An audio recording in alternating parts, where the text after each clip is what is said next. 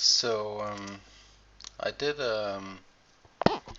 some research on how to work with Bifröst graph, and as you know, I'm very fond of the Renderman renderer, and the Bifröst graph doesn't really support the Renderman renderer out of the box. So I did some research in how to make this stuff work.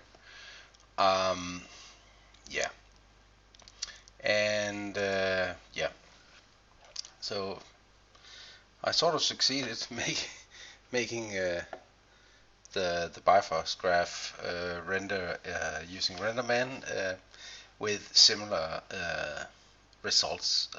I have to say that the shader in the Renderman solution is something that I built and tweaked until it sort of resembled the Arnold one. I didn't go too far into depth, but as you can see, the alpha channel is let's go around here. The alpha channel of the Renderman graph is more dense, so that could be tweaked. I wasn't paying attention to that aspect of it. I was looking at the colors, and that sort of worked out pretty well, I think. So yeah, so that's that. So for this, I was using the example of the standard explosion. So it looks like this, and at least on my machine, it takes a little bit to cache this thing or make it run. So you see that it builds up nicely. It takes a little bit of time, and actually, as we move on, it gets slower and slower as the gets voxel box bigger and bigger, and we have more and more voxels, and it gets slower. So what I did, and I specifically did, I chose the VDB right node in the Bifröst, and the reason why I chose the VDB was obviously because I wanted to target Renderman specifically. Otherwise, I could just use a cache in the VDB.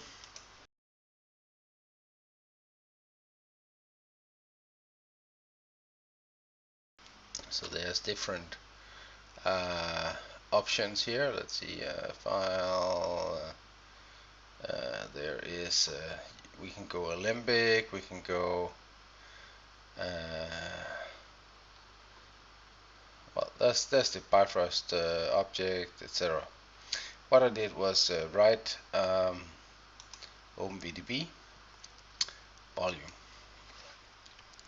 and I just plugged volume in here, and it does this, and we go, what the heck? I have a volume here and a volume there, and it goes lots of bad stuff. So yeah, okay. So what I did was I made. Let's see. I need my glasses. Sorry. It's late, and my eyes are not what they used to be. Let's go. Convert to volume. Yeah. So basically, I just go in there and plug it over there, and now it doesn't complain. And yeah, I don't touch this. I think it's fine. And then I go out volume, go down here, and then I choose some path. Now I don't want to overwrite what I did, so I just go like new folder, new VDB export, thing like that. Yeah, and let's go in there, and I'll call it export, and yeah, export's fine. and it turns up like this, and then I have to take care of the frame numbering, so I have to put in some hashes, and I get, oh, the period sign went the wrong place here, there, and 1, 2, and let's go and have a period there. Okay. So this is the way that Bifrost Graph wants to determine what frames are. Of course, every piece of software in here has another idea of how this should be handled. Also, if I did this, it would just it wouldn't work because it's not progressing frames. I need to create a time node. So I go time, and now it was. Let's go. Like so. Okay, didn't want to do it. So, bugger. There we go. And any sane person would think that frame would fit frame, but here we go again. Okay, something blah blah float long. So yeah, we go to the core type conversion to long. I mean, this is just a sort of thing you do when you are sort of hacking about and you go like, oh my, why didn't this work? But this time, at least these has the same color and these has the same color, so I'm hopeful that it'll work without any issues, and it did.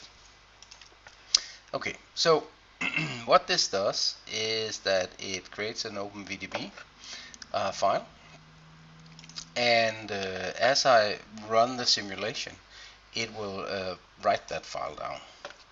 Now, at least in my experience, I need to set my timeline to just one run through, like down here. Otherwise, it will loop and start overwriting my cache files. Yeah, okay. So basically, I start this, and it will start spewing out files. So let's just see if I can find that file quickly. It's in here. Projects, default. My machine is lagging a little bit now.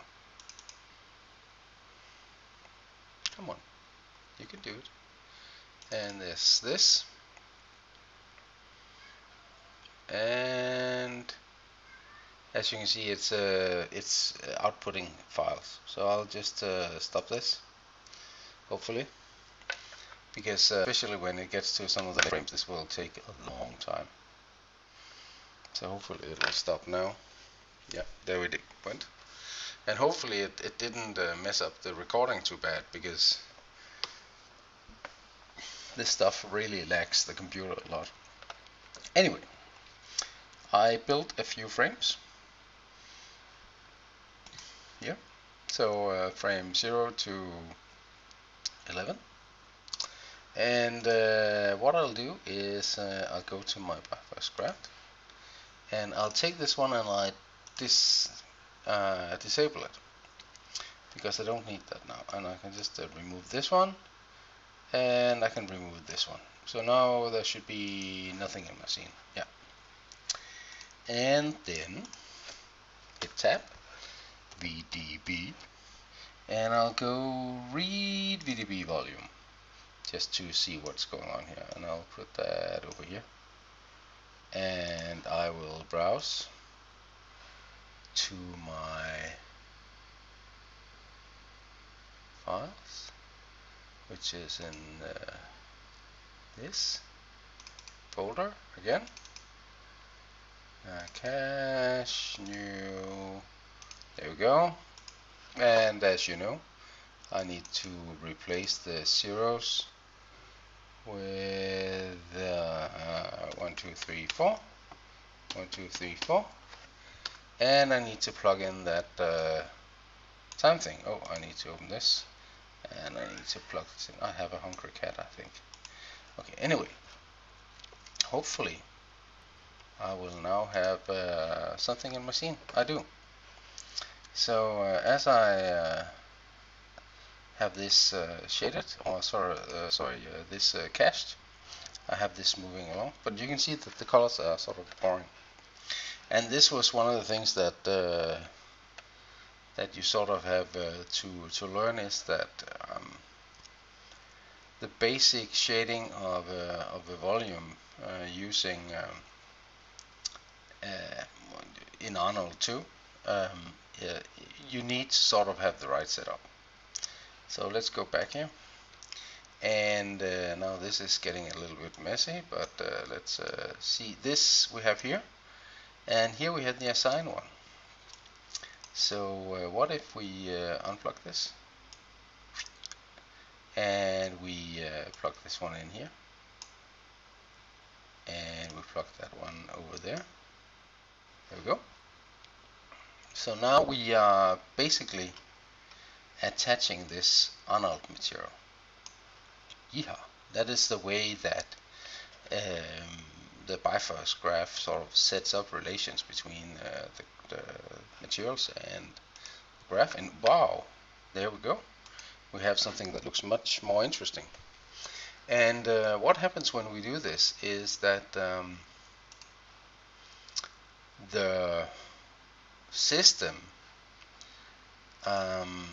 makes sure that our Arnold standard volume shader uses the voxel fog density property and the voxel temperature density property of the VDB file. It's basically the same thing when it's using just a graph, but it makes sure that it's using these properties to sort of shade the graph. Brilliant. So far so good. We can render this using Arnold. Yeah, there we go. I just go like this, and we will have that. Okay, nice. That looks right. I mean, just need a little bit of glow and stuff, and everything is candy. Okay, so here we go with my fetish for Pixar Renderman.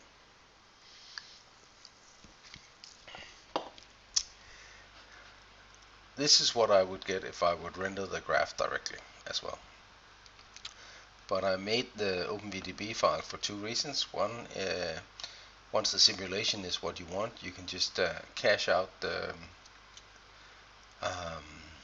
VDB file, and it will update fairly quickly. You can just click on a frame. In the scene, I only have up till frame 11. And it will read it in, but caution, I mean this the files for this VDB thing it starts out at like 6 megabytes, and it goes at the end of it when we have like a real fluffy cloud, we hit like just shy of 800 megabytes per frame in caching files. So there's a lot of data there. Okay, but we want to render this in Renderman. So first of all, we need to disable our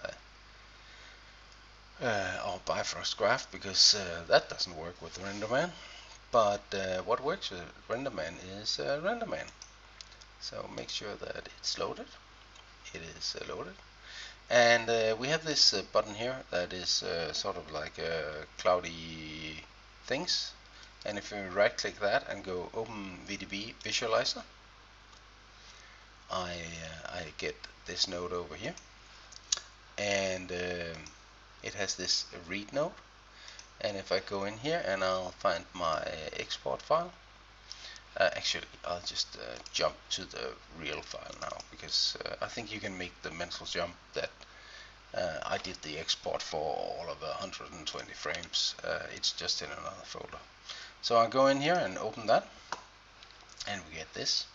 But this is just one frame, so that doesn't do anything. But what I want to do is I want to make sure that I'm getting this frame by frame. So let's just see, we have actually it should read frame by frame. Does it do that? I'm getting an error. Why am I getting an error? Invalid VDB file. You are kidding me. This worked just a second ago. Okay. Let's just go frame 0. Open. Standard explosion. And yeah. And let's just go to frame 6. And I get an error. And why am I getting an error?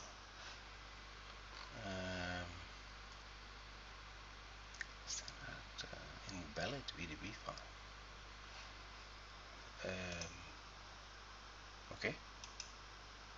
But I'm actually not loading that VDB file anymore. Yeah. That is quite common that when you do things like this, you'll start getting errors. Let's just keep this in a smaller window. Oh, yeah.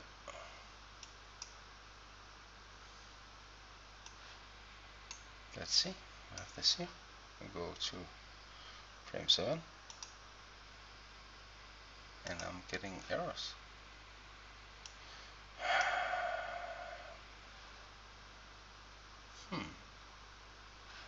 That is interesting. So why is it giving me errors?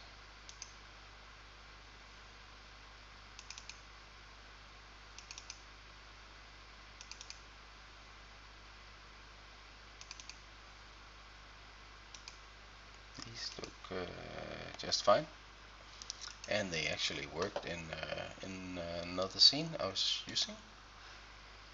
Let's go there.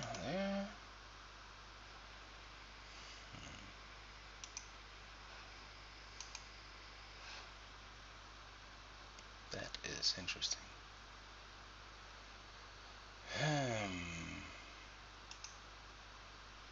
The time is right.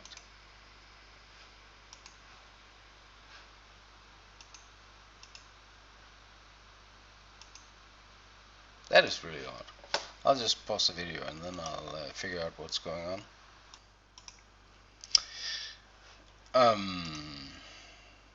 Well, okay. This is a little bit odd. But let me try again. Actually, I think it worked, but it sort of just worked in a weird way. So I'll just do it again. Right click here and go OpenVDB Visualizer. And it actually, for some reason, it just figures out what I want here. So I go there. It's frame 3, and it actually auto detects. I don't know if this was some cache issue or something, but it auto detects that I want this 0 padded 4 number thing. You can get these at the right click menu, so you can get 0 padded 3 number, 0 padded 4 number, etc. And I think it updates now nicely. No, I get the error again. Great. So I just do like this, and I go 0, 0, 0, 5, for instance. Let's see. Yeah, it updates, and then I just go away everything, and then I right click and go F4, and there we go. And I think actually now it works. It's a little bit weird. So now it works. So you can see I'm getting this. That is really strange. I haven't had this before. I'm getting this representation of my my voxel space, and as you can see, there's a lot of voxels in here. So you can see that the reason why it's going quick in the beginning is that it's like this, and it's slow at the end, is because it's like, and you can see it takes a while to load up this frame because it's 600 megabytes or something. Come on, load. Load it. Come on. You can do it. Yeah, there you go. So you can see that is a big piece of information, and it's okay. I probably clicked the timeline a couple of times. It just needs to settle in. But basically, this is what I'm working with. Yeah, I think we're there. Yeah. So what I have now is I have this visualizer thing, and this is the read part, and this is the sort of like display part. So I can turn off things like the bounding box, and I can turn off active tiles, and then you can sort of see what's in here. Leaf nodes, kind of interesting. Active voxels is the inner part of it. So you can sort of determine how you want this to look in your viewport. It's not super quick, but you get the idea. Anyway, we have here these primitive variables, and there's a voxel acceleration, expansion, flame, whatever. And what's interesting here is the voxel fog density, as you remember maybe. That is what the AI standard volume thing was doing, the Arnold shader that was like pre-made by Autodesk. And there's also the voxel temperature, because this is a combustion setup, so that one is important too. So what I'm going to do is actually, when I create this VDB visualizer, what I'm getting is I'm actually getting a volume shader as well. And now I have to figure out which one is the right one. I would think it would be number 2, but let's see. Just go like delete unused nodes. There we go. So it's number 2. Yeah. And it looks like this. And yeah, great. So I want to shade this, and what I can do is I can use PxrVars. I can actually, as you can see here, there's like a PxrVar put in here, but no, I don't like it. So I just remove it, and when I press enter now, tab, note that how the it should sort of like reset. I had a hope that it would reset. Oh, okay, I need to tab out of this. Go there. Come on. Why is it being difficult?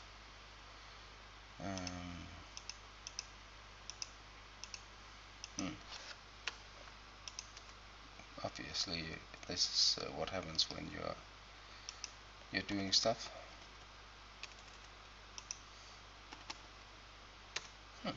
Interesting. Anyway, I'm going to do a PxrPrimvar. There we go. And I need 2 of these. And the first one I'm going to use is the one going to go voxel underscore fog underscore density. And you have to write this the right way. And this is a float. And if you are in doubt, you can check your setting here and go voxel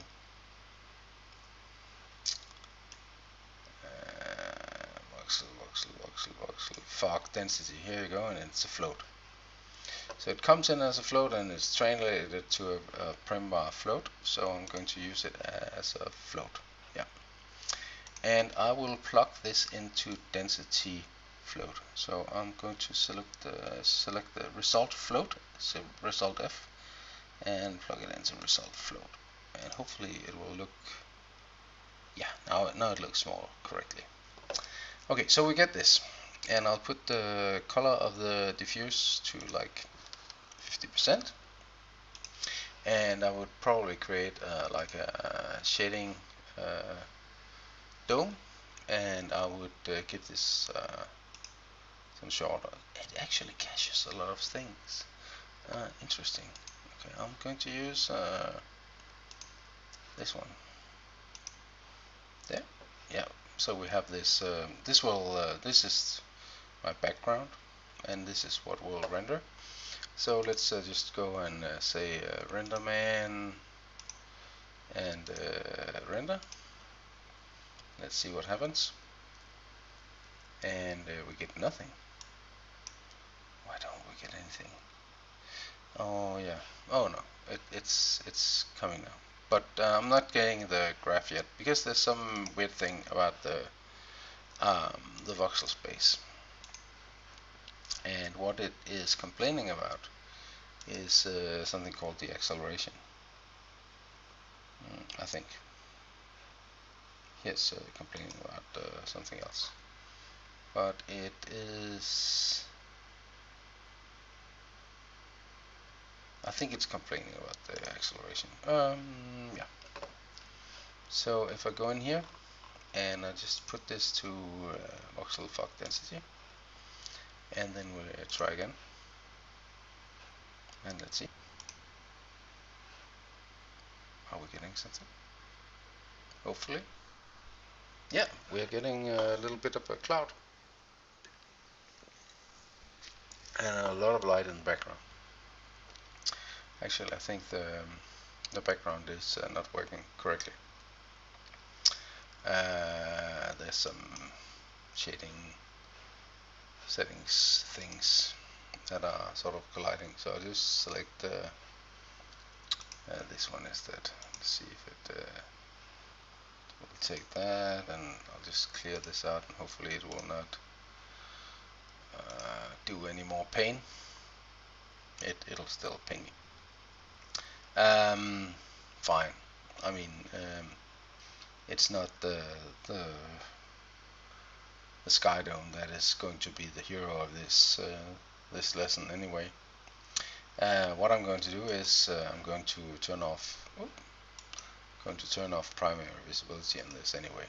So this will not be visible when we render. When we render, we will have just the smoke or the explosion. Hopefully. Yeah, there we go. So this looks okay. That's fine. So let's go to one of the earlier frames where we have some real like fiery things. And it just takes a second because it has to like load this new piece, and that's this. And if I render this, you'll notice that we get sort of the same thing. And that's not what we want. We want this to be like a fiery ball with a lot of yeah. So that's not it. And how do we do that? There. What the? Okay. We have all of this interesting stuff here. A matrix. Yeah, go away. So what we need is to give our volume shader some emission color. So if I put this to red, and I'm going to render now, this should look more fiery. There we go. So you can see how it works. Why is this not sticking on top? Window always on top. There you go. But obviously I don't want to make it just red. I want this emission color to be based on the temperature. And my first thought would be, as somebody that has worked with Maya for many years, would be to like do a remap and a ramp and but then I thought, the AI shader, which is no longer here, is actually, is it using this? I can't remember. Yeah, maybe here. But it's basically using this thought of a blackbody. And I know that Renderman has a blackbody as well. So I just went tab blackbody, and I have this Pixar blackbody. And I thought, I wonder what happens if I go voxel underscore temp. It helps if I have focus. Voxel underscore temperature. There we go. That should be correct, I think. So I have this, and I plug that into the float F into the temperature of this, and then I have a resulting color coming out. Let's just do this. One more. There we have a result color, and I'll plug that into the emit color, because hey, what could go wrong? And what happens then? Let's see. And it's not anymore. There we go. So it's red. But this blackbody, it has some settings over here. So let's do a little trick. Let's go and run this at an IPR, interactive photorealistic renderer. This,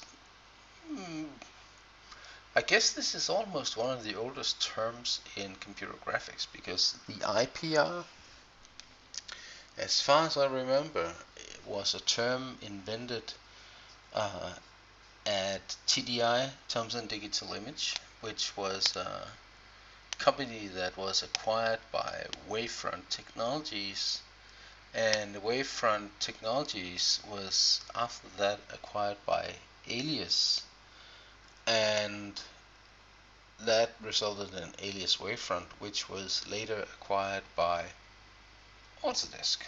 After they were acquired by somebody that was acquired and sold them again, etc.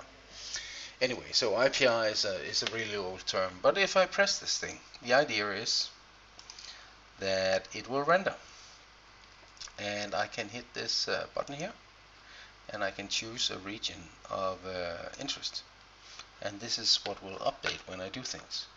So I will try to tweak the temperature here. So I'm going to go like, turn this down. That is really annoying that it pops out of focus. I'm not sure why it's doing that. Let's go. So window always on top. Oh, I'll try that. No. Let's try it again. Maybe it's something related to the recording. Yeah, probably is. That's a bit annoying, but anyway. So you can see I'm turning the exposure down. I'm turning this down now because I've tweaked this a couple of times. So I'll turn it down to around -14, and that gives me this. And if I then tweak up the physical intensity, I get something like this. So this starts to look kind of nice. Maybe tweak it a little less.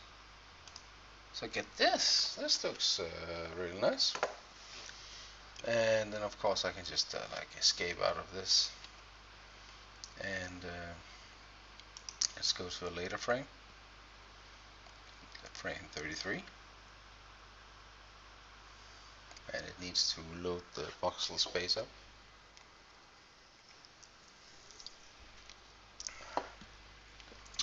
Go load.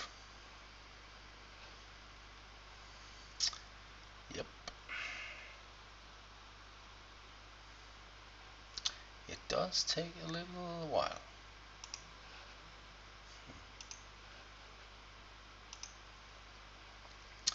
Why did this not update? Oh, is it small all the way up here? Yeah, maybe. Okay, anyway, I'll just do a test render here. And I have to admit, what I did was I test rendered with Arnold and saved out a couple of checkpoints along the way, frame 19 and 104 and something like that. And then I sort of made it match up. So you can see now this actually matches quite well. So if we go and say, maybe give this a little bit more here, and just render it again, it should be a little more fiery. Yeah. So now I can, and this is one of the nice things about IT, I can like pop back and forth between different, these are very close. You can see that there's just a slight difference in the fiery part of it. So basically this is what I did, and then I just rendered out the effect because now it's transferred into Renderman, and the result was that at least I think was this really nice animation here.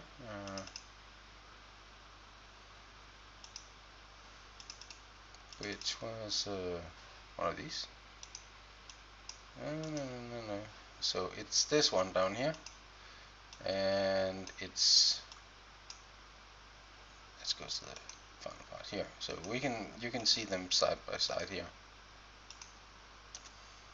So you can see they're very similar, and obviously they are similar because the OpenVDB file is the same. It's only the shading that is different, and the differences in shading basically comes down to my tweaking of the PxrVolume file shader.